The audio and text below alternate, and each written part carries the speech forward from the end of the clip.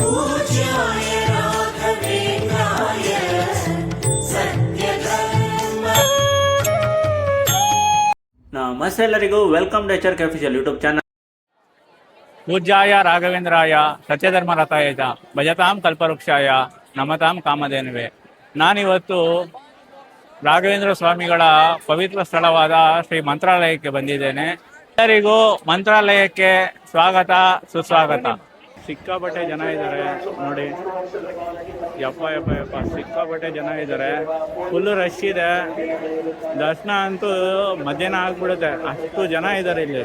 ನಾವಿವಾಗ ದರ್ಶನಕ್ಕೆ ಹೋಗ್ತಾ ಇದ್ದೀವಿ. ಹಾಗಾದರೆ ಬನ್ನಿ ದರ್ಶನಕ್ಕೆ ಹೋಗೋಣ. ಇವಾಗ ಹೊಸದಾಗಿ ಕ್ಯೂ ಸಿಸ್ಟಮ್ ಮಾಡಿದ್ದಾರೆ. ಹೋದ ವರ್ಷನೂ ಬಂದಿದ್ವಿ, ಅಂದರೆ ನಮಗೆ ಕ್ಯೂ ಸಿಸ್ಟಮ್ ಏನಿರಲಿಲ್ಲ, ಡೈರೆಕ್ಟಾಗಿ ಒಳಗಡೆ ಮೇನ್ ಈ ಎಂಟ್ರೆನ್ಸಿಂದ ಹೋಗಿದ್ವಿ. ಇವಾಗ ನೋಡಿದ್ರೆ ಕ್ಯೂ ಸಿಸ್ಟಮ್ ಮಾಡಿದ್ದಾರೆ. ನೀವೀಗೇನು ನೋಡ್ತಾ ಇರೋದು ಮಂಚಲಮ್ಮಂದು ದೇವಸ್ಥಾನ. ರಾಯರ್ ದರ್ಶನ ಮಾಡೋಕ್ಕೆ ಮುಂಚೆ ಈ ದೇವಿ ದರ್ಶನ ಮಾಡ್ಕೊಂಡು ಹೋಗಿ. ಹಾಗಾದ್ರೆ ಬನ್ನಿ ದೇವಿಯ ದರ್ಶನ ಮಾಡೋಣ. ಅಗಣಿತ ಗುಣಗಳ ನಾಯಕಿ ಕಾಪಾಡು. ನಾವೀಗ ದೇವಸ್ಥಾನದ ಒಳಗಡೆ ಬಂದ್ರಿ. ಹಾಗಾದ್ರೆ ಬನ್ನಿ ರಾಘವೇಂದ್ರ ಸ್ವಾಮಿಗಳ ದರ್ಶನ ಮಾಡೋಣ. ಶರಣಾಗಿ ನೀನೊಂದ ಉಸಿರಾಗಿ ಬಾಳಿದರೆ ಕಾಯ ಗುರುರಾಯ ಬಿಡದೆ ನನ್ನ ನಂಬಿ ಕೆಟ್ಟವರಿಲ್ಲವೋ ಈ ಗುರುಗಳ. ಫೈನಲಿ ರಾಯರ್ ದರ್ಶನ ಆಯಿತು, ತುಂಬಾ ಚೆನ್ನಾಗಾಯ್ತು. ನಾವು ಬೆಳಗ್ಗೆ 11 ಗಂಟೆಗೆ ಹೋಗಿದ್ವಿ. ಸತತ 2.5 ಅವರ್ ಆಯ್ತು ದರ್ಶನ ಮಾಡೋಕ್ಕೆ. ವೀಕೆಂಡಲ್ಲಿ ತುಂಬಾ ರಶ್ ಇರುತ್ತೆ, ತುಂಬಾ ಜನ ಇರ್ತಾರೆ. ಆದರೂ ಫೈನಲಿ ನೀಟಾಗಿ ರಾಯರ್ ದರ್ಶನ ಆಯಿತು. ಕಣ್ ತುಂಬ್ಕೊಳ್ಬೇಕು ಆ ಥರ ಇತ್ತು, ಅದನ್ನ ವರ್ಣಿಸೋಕ್ಕೆ ಆಗಲ್ಲ.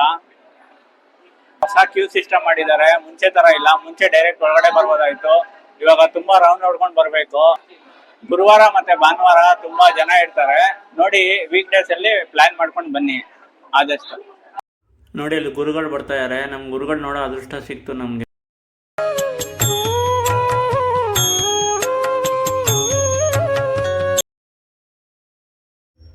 ನೋಡಿ, ಇಲ್ಲಿ ಫ್ರೀ ಅನ್ನದಾಸೋಹ ಇರುತ್ತೆ. ಟೈಮಿಂಗ್ ನೀವು ನೋಡ್ತಾ ಇರ್ಬೋದು. ಬೆಳಗ್ಗೆ 11ರಿಂದ 2 ಗಂಟೆವರೆಗೂ, 7:30ಯಿಂದ 9 ಗಂಟೆವರೆಗೂ.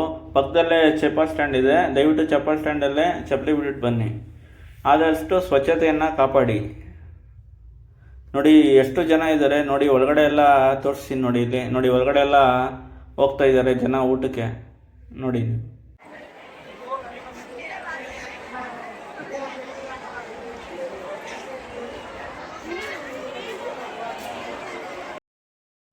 ನಾವಿಲ್ಲಿ ಎಲ್ಲ ಮುಗಿಸ್ಕೊಂಡು ಇಲ್ಲಿ ನೋಡಬೇಕಾಗಿರುವಂತಹ 5 ಪವಿತ್ರ ಸ್ಥಳಗಳಿದೆ. ಅದು ನೋಡೋದು ನಾವು ಹೋಗ್ತಾ ಇದ್ದೀವಿ. ಅದಕ್ಕೆ ಶೇರಿಂಗ್ ಆಟೋಗಳು ಸಿಗುತ್ತೆ ನಿಮಗೆ. ಒಬ್ರಿಗೆ 150 ರೂಪಾಯಿ ಚಾರ್ಜ್ ಮಾಡ್ತಾರೆ. ಹಾಗಾದರೆ ಬನ್ನಿ ನೋಡೋಣ. ನಾವೀಗ ಮೊದಲನೇ ದೇವಸ್ಥಾನ ಅಭಯ ಆಂಜನೇಯ ದೇವಸ್ಥಾನಕ್ಕೆ ಬಂದಿದ್ದೀವಿ. ನೀವೀಗ ನೋಡ್ತಾ ಇದ್ದೀರಾ. 5 ದೇವಸ್ಥಾನ ತೋರಿಸ್ತಾರೆ, ಅದರಲ್ಲಿ ಇದು ಮೊದಲನೇ ದೇವಸ್ಥಾನ.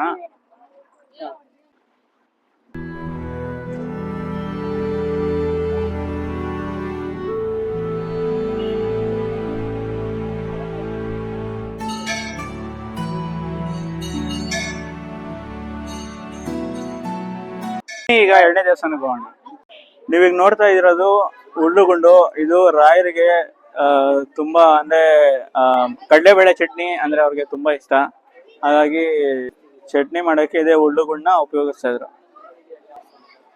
ನೀವೀಗೇನ್ ನೋಡ್ತಾ ಇರೋ ಇದು ಅಪ್ಪಣ್ಣಾಚಾರ್ಯರವರ ಅಂತರಂಗ ಶಿಷ್ಯ ರಾಘವೇಂದ್ರ ಸ್ವಾಮಿಗಳು. ನೀವೀಗೇನ್ ನೋಡ್ತಾ ಇರೋ ಅದೇ ಇವರ ಗುರುಕುಲಕ್ಕೆ ಇವಾಗ ನಾವು ಹೋಗ್ತಾ ಇದೀವಿ. ನೋಡ್ತಾ ಇರೋ ನೀವು ಅದೇ ತುಂಗಭದ್ರಾ ನದಿ. ಬನ್ನಿ ಅಲ್ಲಿ ಇವಾಗ ಹೋಗೋಣ. ತೋರಿಸ್ತಿ ಏಕಶಿಲಾ ಬೃಂದಾವನಕ್ಕೆ ಇದೇ ದಾರಿ. ಬನ್ನಿ ಹೋಗೋಣ. ತುಂಗಭದ್ರಾ ನದಿ ಪಕ್ಕದಲ್ಲೇ 13 ವರ್ಷಗಳ ಕಾಲ ತಪಸ್ ಮಾಡಿದಂತ ಜಾಗ ನಾನು ಇವಾಗ ನಿಮ್ಗೆ ತೋರಿಸ್ತಾ ಇದ್ದೀನಿ. ಇವಾಗ ಏನ್ ನೋಡ್ತಾ ಇರ ಅದನ್ನ 2ನೇ ಮಂತ್ರಾಲಯ ಅಂತ ಕೂಡ ಹೇಳ್ತಾರೆ. 13 ವರ್ಷ ತಪಸ್ ಮಾಡಿದ್ದು ಅದೇ ಜಾಗದಲ್ಲಿ.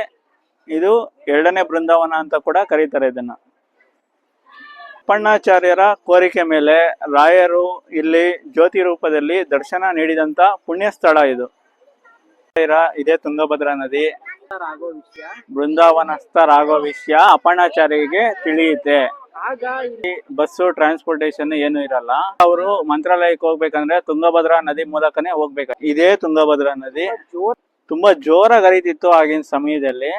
ಆಗ ಅಪ್ಪಣ್ಣಾಚಾರ್ಯರು ರಾಘವೇಂದ್ರ ಸ್ವಾಮಿಗಳ ಶ್ಲೋಕ ಹೇಳ್ತಾ ಹೆಜ್ಜೆ ಇಟ್ಟಿದ ತಕ್ಷಣ ಹರಿವು ಬಂದು ತುಂಬಾ ತಣ್ಣಕ್ಕಾಗತ್ತೆ, ಅದೇ ದಾರಿ ಮಾಡ್ಕೊಡುತ್ತೆ. ಅವಾಗ ಅಪ್ಪಣ್ಣಾಚಾರ್ಯರು ಬೃಂದಾವನಕ್ಕೆ ಹೋಗ್ತಾರೆ.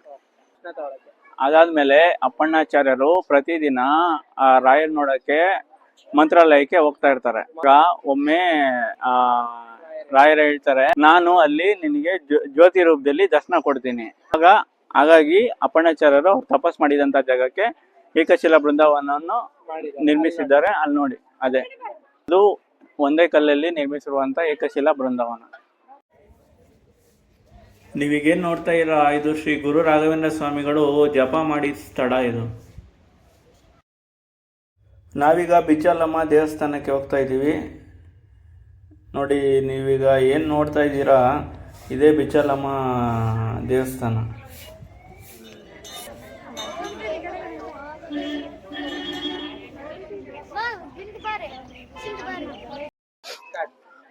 ನಾವೀಗ ರಾಯರು 13 ವರ್ಷ ಏನು ವಾಸವಾಗಿದ್ರಲ್ಲ ಅಪ್ಪಣ್ಣಾಚಾರ್ಯ ಅವರ ಮನೆ, ಅದನ್ನ ನಾವೀಗ ತೋರಿಸ್ತಾ ಇದ್ದೀವಿ. ನೋಡಿ, ಅದೇ ಮನೆ. ಒಳಗಡೆ ಹೋಗೋಣ. ಅವ್ರು ಮಡಗಿದಂತ ಜಾಗ ಕೂಡ ನಿಮ್ಗೆ ತೋರಿಸ್ತೀನಿ, ಬನ್ನಿ ಹೋಗೋಣ.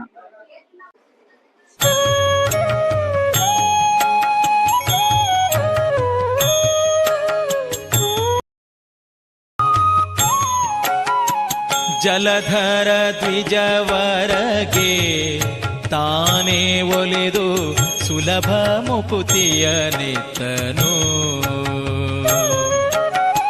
ಜಲಧರ ದ್ವಿಜವರಗೆ ತಾನೇ ಒಲಿದು ಸುಲಭ ಮುಕುತಿಯ ನಿತ್ತನು.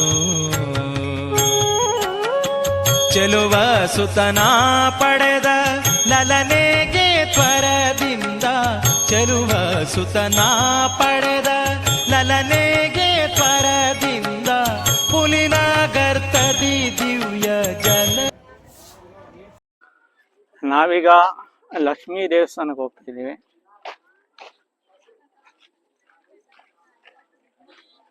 ನೋಡಿ, ಇದೆ ದಾರಿ. ಪಂಚಮುಖಿ ಆಂಜನೇಯ ದೇವಸ್ಥಾನ ಇದೆಯಲ್ಲ, ಅದರಿಂದ ಒಂದು ಸ್ವಲ್ಪ ದೂರ ಇದೆ, ಅಂದ್ರೆ ನಿಯರ್ ಬೈ ವಾಕ್ಯಬಲ್. ಬನ್ನಿ ನೋಡೋಣ.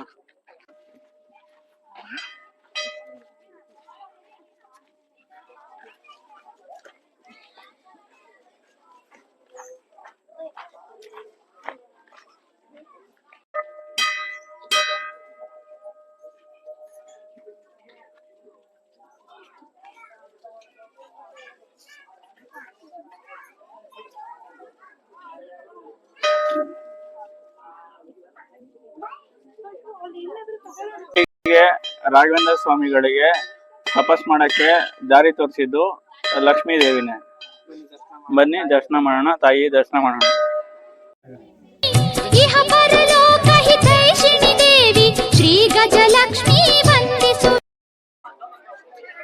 ನಾವೀಗ ಪಂಚಮುಖಿ ಆಂಜನೇಯ ಸ್ವಾಮಿ ದೇವಸ್ಥಾನಕ್ಕೆ ಬಂದಿದ್ದೀವಿ.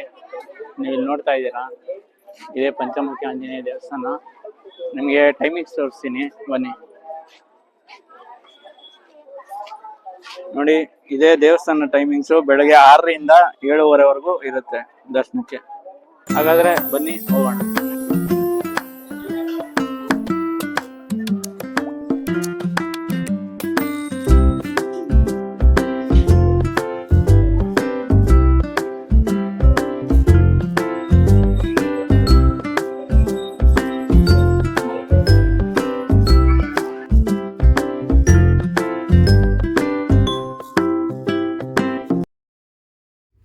ಬನ್ನಿ ಪಂಚಮುಖಿ ಆಂಜನೇಯ ಸ್ವಾಮಿ ದರ್ಶನ ಮಾಡೋಣ.